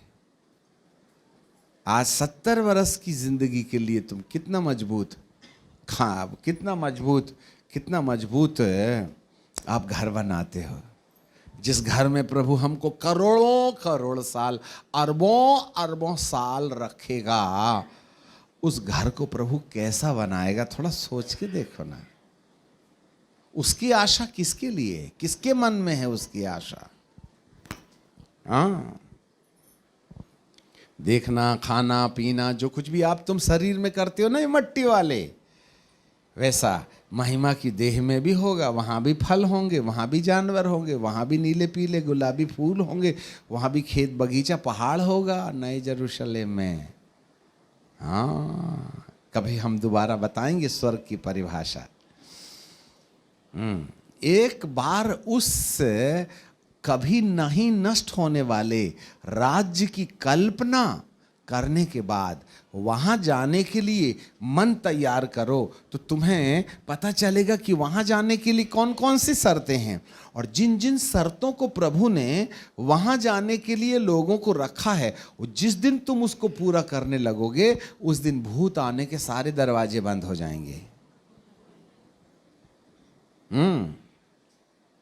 जिस दिन आप अनंत जीवन में प्रवेश करने की जो शर्तें हैं उनको समझ लोगे, उस दिन से जो कमर दुख रही, पेट दुख रहा, रात को नींद नहीं आ रही, पत्नी गुस्सा हो गई, पति गुस्सा हो गया, बच्चे नहीं मानते, ये नहीं होता, वो नहीं होता, ये कर्जा, वो कर्जा।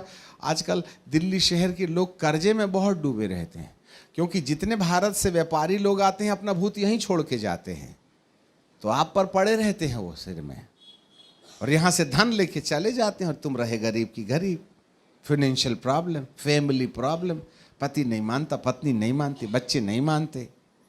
और आजकल जब से ना 2020 के बाद से तो ऐसा दिमाग हो गया है कि मन में शांति आती नहीं, कितना ही दुआ कर लो तुम, टेंशन टेंशन टेंशन टेंशन रहता है, गुस्से गुस्सा गुस्से गुस्सा आता है, बात करे तो बात करने का मन नहीं होता, कोई पूछता है तो हम सीधे मुंह बात नहीं करते, कहाँ गए थे, कहीं नहीं गए, अरे तो कहीं से तो गए हो गए, दिमाग खराब करते, पता नहीं किस किस से कहाँ तक हम किसको किसको जवाब दे देंगे, ऐसा करके चिड़चिड़ चिड़चिड़ चिड़, ये भैया ये वो फलाने गांव का रास्ता, वो फलाना गली नंबर फलाना क्या है, आगे पूछ लो, जबकि वहीं रहता है, ये बताते ही नहीं आदमी, मतलब फुर्सत ही नहीं है आदमी को, आधा सिर धरती में, आधा आसमान ले गया, नो पीस। दुआ करने वालों को ना शांति है, ना गाना गाने वालों को शांति है, ना गाना सुनने वालों को शांति, ना प्रचार करने वालों को शांति है। हम भी भूत निकाल के जाते हैं और कमरे में टेंशन में पड़े रहते हैं, तुम तो ठीक हो जाते, पर हमारे पीछे लग लेता है वो।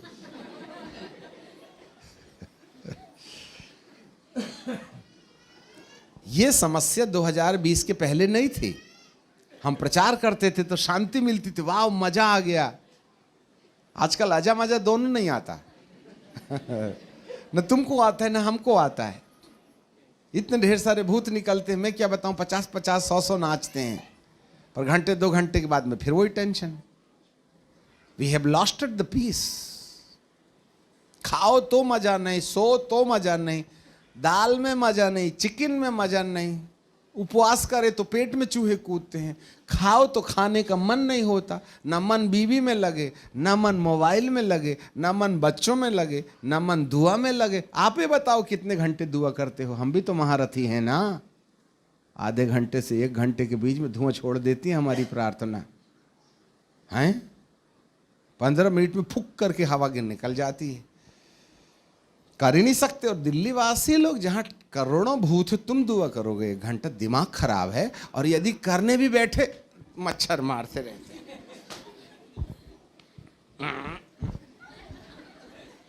कहीं मच्छर मारेंगे, कहीं जुआ मारेंगे, कहीं क्या क्या करते रहते हैं। हमारा जंगल में नहीं लगता तो तुम्हारा शहर में लग लेगा, हाँ समझ में आ गए। हम जंगलवासी भी दुआ नहीं कर पा रहे हैं भाई साहब, जहां भूतों की कमी रहती है, और तुम्हारे पास तो भंडार है भूतों का।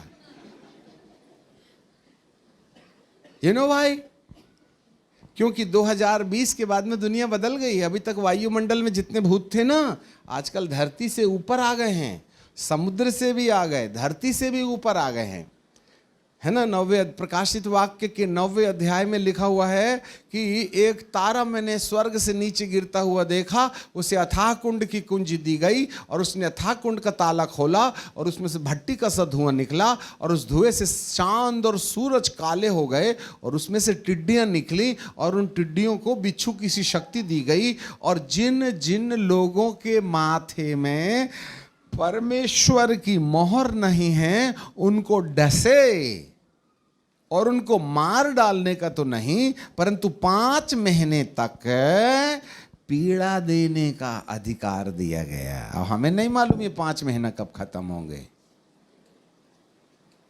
डस रहा है भूत हमको। अरे आधा घंटा देखिएगा, 1 घंटा देखिएगा, दिमाग तो फिर थक जाता है ना, डिस्प्ले में मोबाइल भी देखे देखे तो। The people have the restlessness.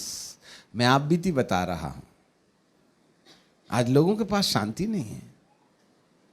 यही कसम खाएंगे आज के बाद में ना, मैं उल्टी सीधी बात नहीं बोलूंगा, फिर निकलते बराबर वही जिसकी कसम तुमने खाई थी वही बोलना शुरू कर देते, तो फायदा ही क्या है। मन तो जैसा करना तैसा है। 1 घंटे से अन्य भाषा बोल रहे हैं, नीचे उतर के बुराई करने लगते हैं।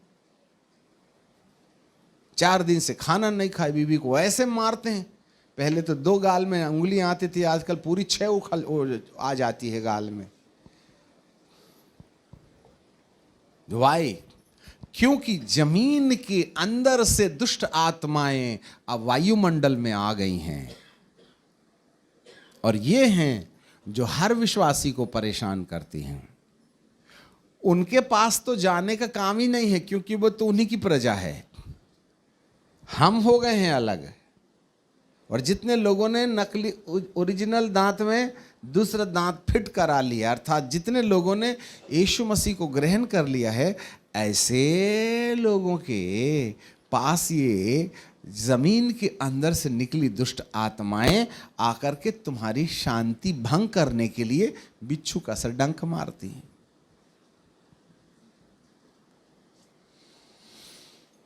पूछो ना अपने आप ने, धड़क जो दिल धड़कता है ना, वही वाले सीने में हाथ रख के पूछो, तुमको आनंद लगता है क्या? जिए जैसे लगता है क्या? जब शादी नहीं हो रही थी तो अकेला अकेला लगता था, और अभी हो गई तो 15 दिन में बोर हो गए, और छोड़ छुट्टी की सोचते हो। जब तुमको छोड़े छुट्टी करवाना था तो शादी करने की क्यों गलती करी? न शादी के पहले सुख में थे, न शादी के बाद में सुख में है। जब बच्चे नहीं हो रहे थे तो ताना छठी के चक्कर में प्रभु पुत्र दे दे, पुत्र दे दे। अब हो गया तो इतना उपद्रव करता कि हम बहुत परेशान हैं, दिमाग खराब, मरता भी नहीं, शैतान कहीं का। अब बताइए, अपना नाम ना लगाएंगे, दूसरे का लगा दिए अपने बेटे के नाम के आगे। समस्या है। The people are in the restlessness. लोगों के पास शांति नहीं। क्या करोगे चंगाई पाके? चंगे होगे भी जाओगे तो तुमको मन में शांति नहीं ना मिलेगी, शरीर से विश्राम जरूर मिलेगा। हाँ, हम एक ऐसी बात की न्यू आपकी जिंदगी में डाल दे रहे हैं कि प्रभु को छोड़ के वापस लौटने का कोई रास्ता नहीं बचेगा। या हम सही रास्ते पर आ गए तो हम अपनी जिंदगी में कभी नहीं थकिएगा। उसका एक कारण है, क्योंकि उस बड़ी प्रतिज्ञा का जो सत्य है वो हमको समझ में नहीं आया है। और जीवित आशा के लिए नया जन्म दिया है, और एक हमारे पीछे बोलिए अर्थात एक अविनाशी, निर्मल, अजर मिरास जो तुम्हारे लिए स्वर्ग में रखी है, जिसकी रक्षा परमेश्वर की सामर्थ से विश्वास के द्वारा उस उद्धार के लिए जो आने वाले समय में प्रकट होने वाली है। आने वाले समय में? कौन से समय में? There is a future plan. आने वाला एक समय है, और वो समय जब यीशु मसीह आएंगे, वो समय जब मुर्दा जिंदा हो जाएगा, उस समय जब हम जीवित हैं और महिमा की देह पहन लेंगे, उस दिन हमें जो स्थायी शांति मिल जाएगी, उस शांति की खोज में अब हम ज़्यादा ना बताएंगे। हम एक पद बोल देते हैं, फिर कल भी तो है ना मीटिंग, कल है ना? हाँ, तो बचा हुआ कल बताएंगे, है ना? एक ही साथ खा लोगे तो हाजमोला मांगोगे। अच्छा, तो मैं आपके लिए पढ़ देता हूँ। हाँ, रोमियो की किताब और उसका 14 अध्याय और 17 पद। 14 अध्याय 17 पद, वहाँ क्या लिखा है जरा देखिएगा। सब लोग निकालो 14 अध्याय 17 पद। क्योंकि, हमारे पीछे बोलिए, क्योंकि परमेश्वर का राज्य खाना पीना नहीं, धार्मिकता, शांति और आनंद है, जो पवित्र आत्मा से होता है। जो कोई इस रीति से मसीह की सेवा करता है, वह परमेश्वर को भाता है और मनुष्य को ग्राह्य योग्य ठहरता है। कौन सी चीजें हैं?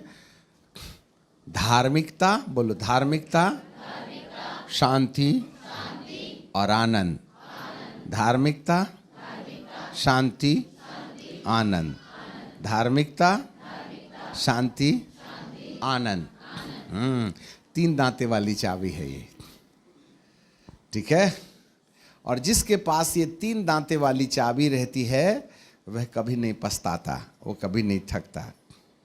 अब इसी चाबी के बारे में कल बताएंगे, आज हम रुक जाना चाहते हैं।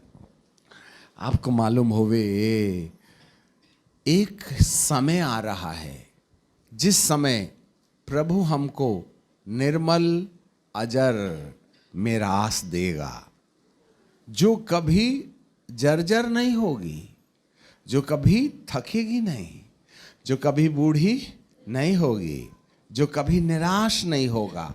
ऐसी वाला समय, ऐसी वाली जगह, ऐसा वाला धन प्रभु देने जा रहा है और उसकी हमें खोज करना चाहिए। यदि वो खोज करने में सफल हो गए तो आपको मालूम होवे धरती पर जितने प्रकार की बीमारियां हैं, गरीबी है, निराशा है, ये सब छू मंतर हो जाएगा। Praise the Lord. इसलिए मैं भूतों को भगाता ही नहीं, क्योंकि वो अंदर आता ही नहीं। जिसके अंदर आए उसको भगाए, जब है ही नहीं तो क्या करेंगे भगा के। इसलिए हम चैन की नींद सोते हैं। Praise the Lord. हाँ परसों के दिन हम रविवार की शाम को, नहीं, रविवार के दिन सुबह 5 बजे उठ के 800 किलोमीटर कार में बैठे, जर्मनी से फ्रांस तक गए और 3 घंटे की मीटिंग लिए। 1 बजे सोए, क्योंकि वो सब चर्च वगैरह घूमने गए थे हम। और सुबह 5 बजे उठे, फिर दूसरी जगह घूमने गए और 7 बजे बैठे, रात के 2 बजे तक गाड़ी में बैठे रहे। 700 दूनी 1400 किलोमीटर 24 घंटे के अंदर गाड़ी में बैठे रहे। और दूसरे दिन सुबह फिर लोग हमसे मिलने आए, मीटिंग लिए और मीटिंग से सीधे हवाई जहाज में बैठ गए और सारी रात चल के सुबह यहाँ पहुँचे। बताइए आप, 48 घंटे में से पूरे की पूरे 48 घंटे बैठे ही बैठे थे। इसलिए कल हमारी मुश्किल से 12 बजे से 4 बजे तक 3 घंटा पीठ में बिस्तर लगा, बाकी बैठे ही बैठे थे। मजाल है कोई चीज़ हो जाए, है ना। अभी हमारे जैसा यदि कोई 2 दिन में इतना घूम ले ना, तो 1 हफ्ता बिस्तर में ना उतर, स्ट्रेचर ले, एम्बुलेंस लेके जाना पड़ता हवाई अड्डा, और जाता तो सीधे आईसीयू जाने वाले थे। जितनी कमाई थी ना उसका पूरा बिल बनता बाजार में, और बाजार बने हॉस्पिटल में, है ना। हम तो यहाँ आ गए। तो अच्छा हुआ कल मीटिंग नहीं रखे थे, नहीं तो शाम को फिर मीटिंग लेनी पड़ती हमको, है कि नहीं। कहने का मतलब ये है, न तन थकेगा, न मन थकेगा, न धन थकेगा, न रिश्ता थकेगा, और ना ही आप कभी अपने आप में हार मानने के लिए तैयार हैं, क्योंकि तुमने एक ऐसी संपत्ति इकट्ठा करने की योजना बना ली है जो धार्मिकता, शांति और आनंद से। ये बिच्छू किसको डसते हैं? हाँ, कल पढ़ के आना प्रकाशित वाक्य 9वां अध्याय। ये अथाह कुंड से निकले हुए धुएं में से टिड्डियों को बिच्छुओं की सी शक्ति दी गई उन लोगों को काटने के लिए। पढ़ लीजिएगा साहब, फिर आप कल बाद में निकालो प्रकाशित वाक्य की किताब, उसका 9वां अध्याय। इसके बाद बंद कर देंगे। जिनके पास बाइबिल नहीं है वो हमारे पीछे बोलो, सब लोग बोलो। हाँ। और जब 5वें स्वर्गदूत ने, सब लोग बोलो, और जब 5वें स्वर्गदूत ने तुरही फूकी तो मैंने स्वर्ग से पृथ्वी पर एक तारा गिरता हुआ देखा। उसे अथाह कुंड की कुंजी दी गई। उसने अथाह कुंड को खोला और कुंड में से बड़े भट्टी का धुआं उठा और कुंड के धुएं से सूर्य वायु अंधेरी हो गई और उसमें से पृथ्वी पर टिड्डियां निकली। उन्हें पृथ्वी के बिच्छुओं की सी शक्ति दी गई और उनसे कहा गया, ना पृथ्वी की घास को, ना किसी हरियाली को, ना किसी पेड़ को हानि पहुंचाओ, केवल उन मनुष्यों को जिनके माथे में परमेश्वर की मोहर नहीं है। किसको डसना? तो इलाज क्या है? इलाज क्या है? माथे में मोहर लगवाना। जिसके माथे में मोहर होगी उसको बिच्छू नहीं डसेगा। टिड्डी नाम का बिच्छू। बिच्छू, किसी को बिच्छू काटा है? यहां किसी को बिच्छू काटा? हाँ हाँ, हाथ उठाओ जिसको बिच्छू काटा है। 1 2 3 4 5 6। कैसा लगता है? बहुत मजा आता है ना? नहीं आता मजा? कहाँ गुदगुदी होगी। ऐसा जलता है, ऐसा जलता है, ऐसा जलता है कि जितने धरती में नाम है ना सब मुंह में आ जाते हैं। दादा, मामी, मौसी, काकी, ओहो।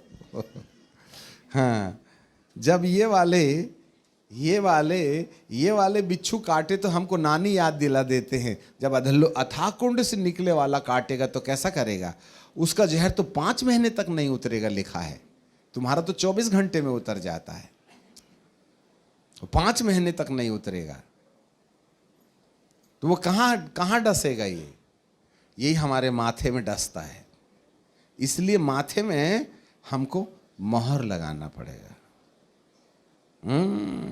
यदि माथे में जिसकी मोहर नहीं है, ये अथाह कुंड के बिच्छू टिड्डी समान तुमको डसने से रोक नहीं सकते। जितनी अन्य भाषा बोलना है बोलो, तुम जितनी बाइबल पढ़ना है पढ़ लो, जितनी डिग्री लेना है ले लो, जहां जाना जिससे दुआ कराना है करवा लो, कोई ज़्यादा फायदा नहीं होगा। मिलेगा भी प्रार्थना के टाइम पे तो 4 घंटे तक फायदा मिलेगा, फिर टेंशन शुरू हो जाएगा। जिसके माथे पर परमेश्वर की मोहर नहीं है उसको डसना तय है और कोई नहीं रोक सकता। ना हमारी दुआ रोक सकती, ना बेनिहिन की दुआ रोक सकती, ना दिनकरण की दुआ रोक सकती। आपको खुद का बंदोबस्त करना पड़ेगा और वो बंदोबस्त ये है कि तुमको अपने माथे पर परमेश्वर की मोहर लगाना पड़ेगा। आप चाहे नए हो या पुराने हो। पुराने को भी तो डस रहा है। जो सन 70 साल पहले प्रभु में आ गए उनको भी तो डस रहा है, और 5 महीने वालों को भी तो डस रहा है। जिसको बाइबल मालूम है उसका भी तो दिमाग खराब है, जिसको नहीं मालूम उसका भी तो दिमाग खराब है। अरे डस तो सबको रहा है। पुराने और नए में फर्क क्या पड़ता है? बल्कि पुराने लोगों को ज्यादा ही डसता है, क्योंकि उल्टे सीधे काम में लोग उलझ जाते हैं। जब नए नए रहते हैं, कहते हैं ना, नया नया मुल्ला ज्यादा ही अल्लाह अल्लाह पुकारता है। नए नए विश्वासी रहते हैं तो हम पानी को भी दुआ करके पीते हैं, नहीं तो हाथी भी सुड़ुक लेते हैं तो डकार नहीं मारते। हाँ, नए लोगों को तो थोड़ा मोड़ा शांति रहती भी है, और जैसे जैसे आप पुराने होते चले जाओ, माथे में मोहर नहीं लगाए तो टेंशन बढ़ते रहता है। रकम का टेंशन बढ़ता है। Various kinds of tensions is holding the people, those who know the Bible, those who have the gifts, those who are responsible. हाँ, जो बहुत पुराने हैं, तुम्हारे परिवार से ज्यादा झगड़ा है उनके घर में। मैं क्या बताऊं पर्दे के पीछे क्या चल रहा है। किसी को नहीं छोड़ता ये बिच्छू। करोड़ों की संख्या में निकले ही ये भूत 2020 से। इसलिए वायुमंडल में जो दुष्ट आत्माएं 2020 तक थी ना, उसमें इतनी वृद्धि हो गई है, ना जाने कहां से आ गई हैं। तो बाइबल कहती है, मैंने जमीन के अंदर से उन दुष्ट आत्माओं को भेज दिया हूं, जिससे कि वह सबके दिमाग को डसें और वे इतने व्याकुल हो जाएं, इतने व्याकुल हो जाएं। प्रकाशित मत्ती में लिखा है, लोगों के विपत्तियों और विपत्तियों की चर्चा सुनोगे, देखो घबरा न जाना, इनका होना जरूरी है, और लोगों के जी में जी ना रहेगा, जी में जी ना रहेगा, ऐसे लिखा है मत्ती 24 में। वो बहुत व्याकुल हो जाएंगे, ना उनको बाइबल पढ़ने में शांति मिलेगी, ना अन्य भाषा बोलने में शांति मिलेगी, ना नाम पुकार, हमारे भी लिए कई नाम पुकारते हैं, जरा शांति नहीं मिलती। हमारे भी कई भविष्यवाणी करते हैं, पहले एक भविष्यवाणी करता था तो हमको साल भर ऐसा लगता था वाओ, आजकल दिन में 10 लोग भविष्यवाणी करते हैं, बिल्कुल एक्यूरेट भविष्यवाणी करते हैं, शांति नहीं मिलती। क्या करेंगे, भविष्यवाणी सुन भी लिए तो पूरी तो होती नहीं है हमारे जीवन में। तेरे को कार मिलेगी, मिली तो है ही नहीं, क्या फायदा भविष्यवाणी करवा के, हैं? पूछो ना, मैं भी बेवकूफ हूं और तुम भी बेवकूफ हो, मैं उल्लू बना रहा हूं और तुम उल्लू बन रहे हो, क्योंकि जिसके माथे पर परमेश्वर की मोहर नहीं है वो इसी तरीके से डसा जाएगा। इसका मतलब है परिस्थितियां मजबूर कर रही हैं हमको कि हम माथे की मोहर की कीमत क्या होती है ये समझें। अभी प्रार्थना करेंगे, भूत निकल जाएगा, रोड में मिलेगा तुमको, निकल के जाओ तो सही, फायदा ही क्या है ना। हमें रास्ता बंद न करना पड़ेगा। हालेलुया। अच्छा है, नए लोगों के लिए दुआ करना है, उसको रोका नहीं जा सकता, हमको मदद करना है, परंतु दोबारा नहीं आने का भी इंतजाम करना है। सो पिता परमेश्वर आपको आशीष दे। बड़ी प्रतिज्ञा, छोटी प्रतिज्ञा हैं, मृत्यु के पहले वाला जीवन, मृत्यु के बाद वाला जीवन, ठीक है। उसके बाद में हमने क्या देख लिया, जिसके माथे में परमेश्वर की मोहर नहीं है उसको ये भूत लोग लव यू करेंगे ही करेंगे, ये तय है। यदि शैतानों की लव यू नहीं चाहिए तुमको तो माथे में मोहर लगवाना पड़ेगा, और माथे में मोहर लगाने का क्या तरीका है इसके लिए कल आना पड़ेगा।